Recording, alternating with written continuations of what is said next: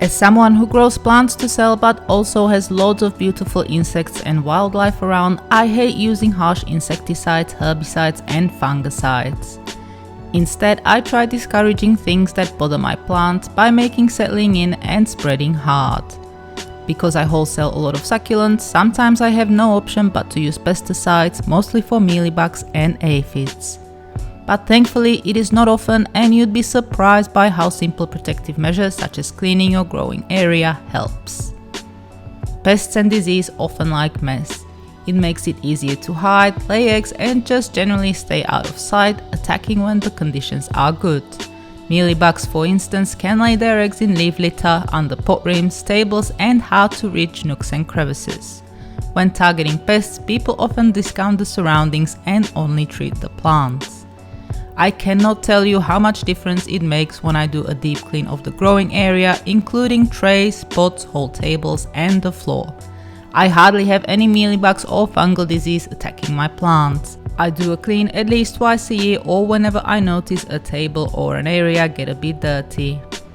Let me show you how mealybugs in particular can avoid detection and spread even when you've treated your plants against them. Look at how well this egg full of mealybug crawlers is hidden.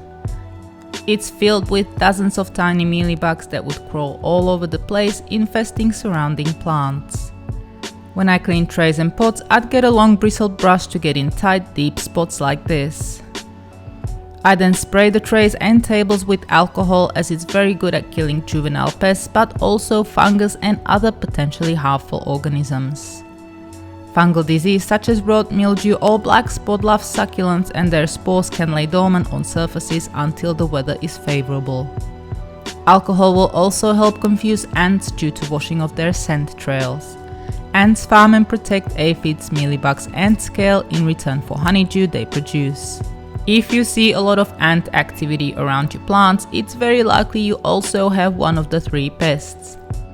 They will leave scent trails for other ants to follow, and washing the trails off will stop the ants in their tracks.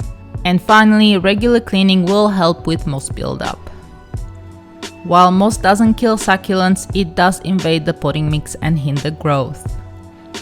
I find that once there's a lot of moss in the pot, plants will slow down or completely stop growing.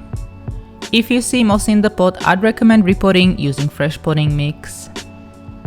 I find the best time to clean is in autumn, after most of the trees have lost their leaves. Inevitably, leaves will get caught up at the base of pots. The buildup is perfect for pests to hide in. I do, however, keep leaf litter around my garden plants, as it is a good hiding spot for beneficial insects as well. I just keep it away from the growing area where I grow my succulents. I then clean again in mid-spring or early summer after plants have flowered. Loads of pests are very active in spring and laying eggs. Giving the growing area a once-over will help eliminate potential infestations. And that is it for today. I hope this video was useful, and if you'd like to add anything or ask a question, you can do so in the comments below. To learn more about succulents, hit the subscribe button or go to succulentgrowingtips.com. Thank you so very much for watching.